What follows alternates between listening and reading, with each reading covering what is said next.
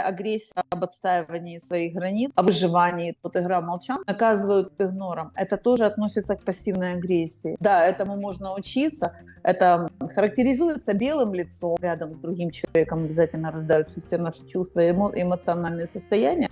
Тема нашего эфира сегодня с тобой – это агрессия.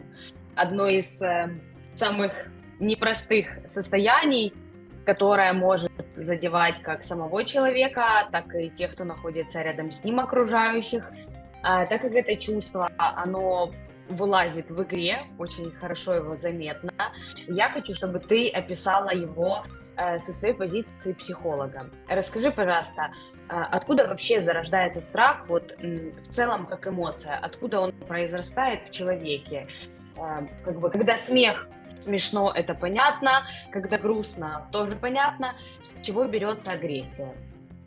Проговорила слово «страх», немножечко поменяла его с агрессией, но тем не менее мы вспомним о том, о чем мы говорили раньше. Страх – это страх потерять что-то, да, там, или страх, угроза жизни, угроза здоровью. Это нормальное чувство, и мы его проживаем. Когда человек чего-то боится или что-то посягает на его свободу, его границы, или что-то делается вокруг с другим человеком, рядом с другим человеком обязательно рождаются все наши чувства и эмоциональные состояния. Если кто-то делает что-то, что нам не нравится, вот тут рождается агрессия. Она имеет разные оттенки, но тем не менее она рождается для того, чтобы обезопасить нас, наши границы, обезопасить наши ценности, то, что нам дорого. Ну и, как правило, человек, когда входит в агрессию, там уже, если он не контролирует свои чувства, свои эмоции, неосознанно агрессия это проявляется, мы потом чуть дальше поговорим о видах агрессии, да, то человек просто входит в аффективное состояние, и эти эффекты уже мешают ему что-то думать, осознавать, адекватно проговаривать то, что он чувствует с этой агрессией. Угу. Отлично. Хочу тебя спросить, можно же эту агрессию, которую ты чувствуешь, которая в тебе нарастает, сразу приведу свой личный пример. У меня обычно, если растут эмоции, то они меня захватывают намного быстрее, чем я успеваю вообще эту дамбу остановить и словить. То есть сначала прут эмоции. И очень часто мне это не нравится. То есть я бы хотела как-то с этим справиться. Я узнаю у тебя в конце нашего эфира о том, какие есть методы, чтобы облегчить, и мне в том числе мое существование тоже. Можно выдать это наружу, то есть эта агрессия может выйти, ты можешь сказать: мне не нравится, накричать, обматюкать, дать понять человеку. Это с тобой поговорим в конце, да, что с этим можно сделать, да? Но я считаю, что свою агрессию надо изучать. Свои проявления, свои злость, гнев, ненависть, мы об этом сейчас тоже проговорим, их надо изучать. И когда ты понимаешь, о чем речь для тебя, тогда тебе проще с ним, с этой агрессией справиться. И тогда уже это не вспышка ярости какая-то, там вспышка какая-то как бомба, да, а это уже прирученный зверь. Я очень люблю мою агрессию, она такая, знаешь, рассудительная, спокойная. Ну, мне она нравится, она контролируема мною. Я понимаю, о чем это, я понимаю, где и что и когда происходит. Поэтому, да, этому можно учиться. Как этому учиться и что с этим делать, мы поговорим в конце. Я также знаю очень много примеров, когда агрессия есть, когда ты видишь, что человек прям вот так вот надувается, краснеет, но он молчит. Вот он молчит. Ты его спрашиваешь: что с тобой? Он говорит: все хорошо. Агрессию можно подавить силой воли, а можно проявить. Как ты считаешь, как лучше и полезнее будет ее вообще вынести в этот мир? Для начала мы поговорим, что когда человек красный, это больше похоже на ярость, потому что агрессия, как любой, по чувствам, это гнев, да? Но исконно источник этого всего агрессия, да? Но там же есть другие разные эмоциональные состояния. Если хочешь, мы можем сейчас прям такое немножечко пройтись по классификации этого состояния. Да, давай. Хорошо. Есть ненависть, когда идет выбор: либо я, либо ты. либо я что-то делаю, и ты без спросу влазишь и вмешиваешься туда, куда я делаю, то, конечно, это характеризуется белым лицом у человека. Знаешь, такое прям скулы ходят, и тут действительно идет выбор или я, или ты. Второе чувство – это ярость. Это ярость, когда у человека красное лицо, и он действительно злится. Как так можно? Почему ты не делаешь то, что я считаю будет лучше? Вот это вот именно как бы и есть проявление красное лицо, напыщенность такая. Третье проявление – это злость. Когда я отстаиваю свои границы, когда я точно не хочу, чтобы кто-то ко мне влазил, потому что есть какие-то мои ценности, и кто-то пытается их нарушить. Это идет о разделении, что мое – это мое, а твое – это твое. Вот. Если человек сразу прямо не рассказывает, не умеет, не рассказывает о своих чувствах, что с ним происходит, то, как правило, это уже идет пассивная агрессия, она же никуда не девается, этому все равно должен быть выход. Человек обязательно должен вернуть то, что у него внутри.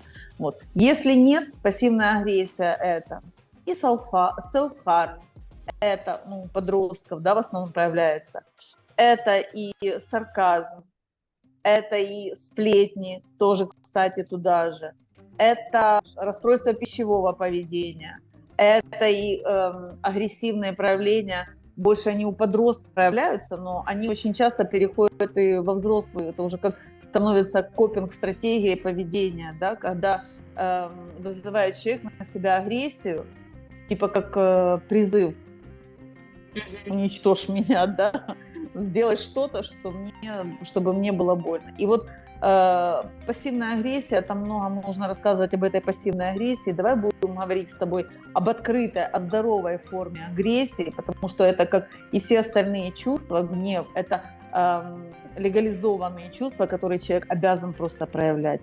Потому что там, где не проявляется агрессия, другим концом этой палки является проявление любви. Человек не в состоянии проявить любовь.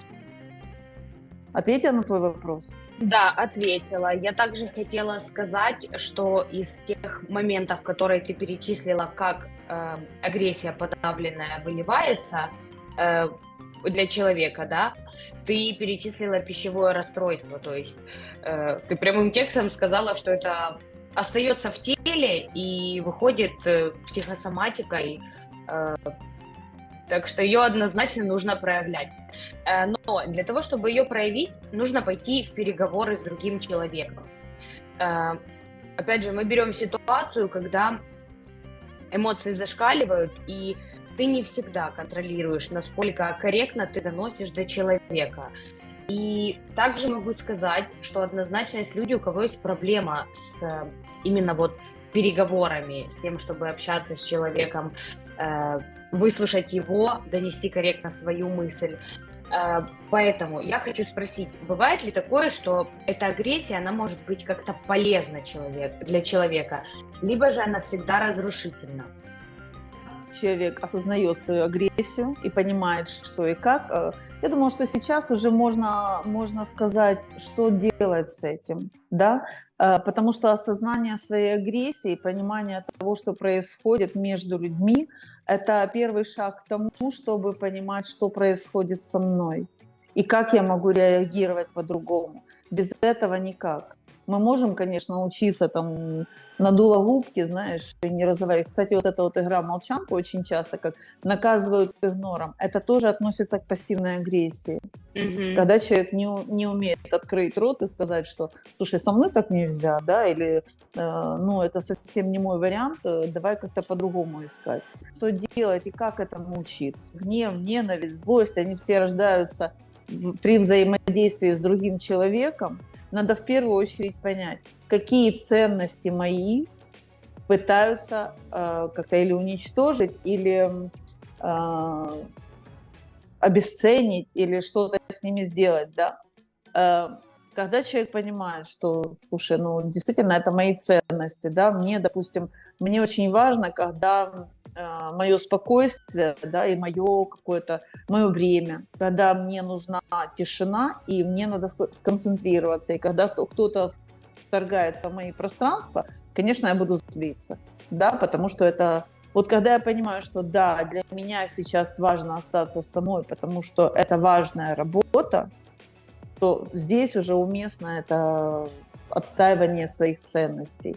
Если я понимаю, что ну, где-то не такие уже это и ценности, да, кто-то там может быть важнее, потому что ну, мы же говорим не только вот как-то общие сведения, да, все же это Да, индивидуально, в зависимости с кем. Если есть человек, если есть, допустим, дети пришли, они не знают, что это мои ценности, и они хотят свои ценности показать, как-то ворваться в мое пространство, да.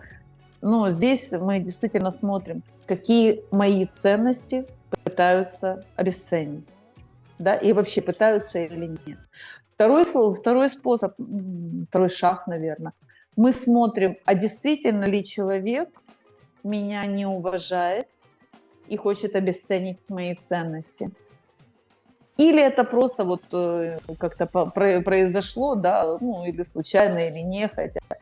И мы тогда смотрим. Если это случайно, нехотя, ну, мы проговорили и сказали. Другой разговор, если человек действительно обесценивает то, что тебе важно в этот момент, то здесь уже идет, ну, как бы есть тема для разговора. И важно донести из я послание. Слушай, мне важно сейчас остаться самой для того, чтобы сделать какую-то важную для меня работу. И здесь, ну, как-то давайте уже, это важность для меня, поэтому дальше вы уже выбираете, что вы делаете. Донести важность для вас, вашей ценности. Вот. И дальше уже коммуницировать, учиться этому.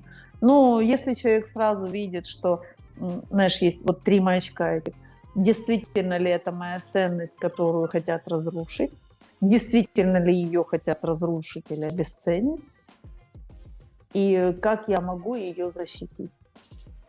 Понимаешь, когда мы разбираем вот этот вот весь всплеск, что нет, я против, понимаешь, сказать ничего невозможно. Когда мы разбираем, против чего я, что со мной происходит.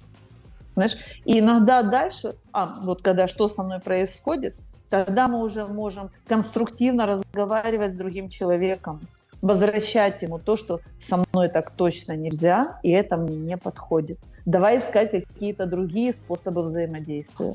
может же быть такое, когда я высказываю свою агрессию, говорю ее в более-менее адекватном русле, а другой человек плохо на это реагирует. Он обижается, у него также взаимно нарастает на меня агрессия, происходит спор, перерастающий в конфликт. Какие использовать, знаешь, есть такие стоп-слова. Возможно, есть какие-то маневры, которые можно использовать при вот такой нарастающей конфликтной ситуации с оппонентом, который воспринял твою агрессию достаточно близко к душе. Это близкие отношения, если это близкий человек, то один из выходов, ты уже сказала, есть стоп-слово. Когда мы вместе останавливаемся и не даем этому кому накатываться дальше, накручиваться. Вот. Стоп-слово, ну, опять-таки, если человек тебя не слышит, обижаться или не обижаться, ты не можешь обидеть человека. Человек выбирает свое состояние, обижаться ему или нет. Если он привык к тому, что он постоянно с грязными ногами заходит на твою территорию, и тут ты ему говоришь: стоп, так не будет, мне так не интересно, то понятно, что у него будет какое-то недоразумение, что такое, как это. Я всегда заходила, а тут нет.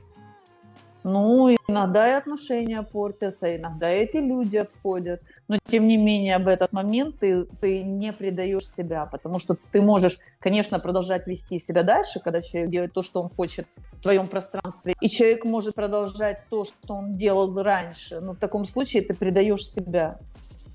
Если ты ему указываешь, что нет, я так уже не готова, я уже осознала, я нахожусь на другом уровне, и меня это не устраивает, человек или понимает тебя, или вы расходитесь. Ну, тут уже ценности себя, выбираешь ценность себя, или выбираешь ценность человека рядом. Агрессия – это вот такое вкусное чувство, которое, ну, во-первых, это об отстаивании своих границ, да, об отстаивании своих ценностей, о выживании то же самое. Вот. Мгм. Это еще и возможность сделать шаг вперед. Мне очень нравится, знаешь, когда Перлс в книге «Эго, голод, агрессия» рассказывает о классификации детей, да, по какому принципу там всё. И вот он рассказывает, что даже животные, млекопитающие, да, для того, чтобы выжить, у них есть инструменты агрессии. Это зубы. Для того, чтобы что-то оторвать, кусок еды, для того, чтобы его переживать и съесть, получить свой ресурс, обязательно вот должна быть эта агрессия. Поэтому если мы сможем остановить, вот приручить свою агрессию, да, не взрываться каждый раз непонятно чего. Кстати, каждый раз, когда чувствуешь агрессию, какая угроза тебя ждет, от кого ты эту угрозу чувствуешь, это уже хороший повод покопаться в себе и разобраться в себе, понимаешь? Вот. Но каждый раз, когда мы эту агрессию ощущаем, мы можем ее приручить и можем дальше ее направить туда, куда нам нужно. Например, предъявление себя, в достижении каких-то целей. Вот такое, знаешь, ресурсное русло, которое будет нас потом наполнять. Поэтому очень классная тема, и спасибо, что ты ее подняла. Благодарю